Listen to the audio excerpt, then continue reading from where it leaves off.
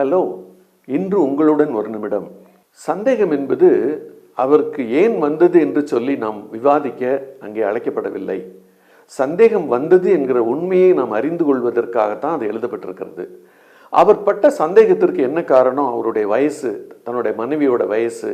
ஆனால் கர்த்தருடைய நோக்கம் ஒன்று இருக்கிறது. கர்த்தர் தன்னுடைய ஜெபங்களுக்கு பதில் உடனேயும் தர முடியும், பல ஆண்டுகள் கழித்தும் தர முடியும் என்கிற உண்மையை அவர் அறியாதவராய் இருந்தார். இன்றைக்கு அவர் ஒரு ஊழியக்காரர், தேவனுடைய சமூகத்தில் பணிவிடை செய்கிறவர், வேதத்தில் கற்று அறிந்தவர். நல்லா தெரிஞ்ச அவரே மனதிற்குள்ளாக பதிலை பெற்றுக்கொள்ள முடியாதபடி சந்தேகம் அவரை தடுக்கிறது. இன்றும் கூட நம்முடைய ஜெபங்களுக்கு பதில் வருகிறது, ஆனால் நம்முடைய சந்தேகம் பதிலை தடுத்து நிறுத்தி விடுகிறது.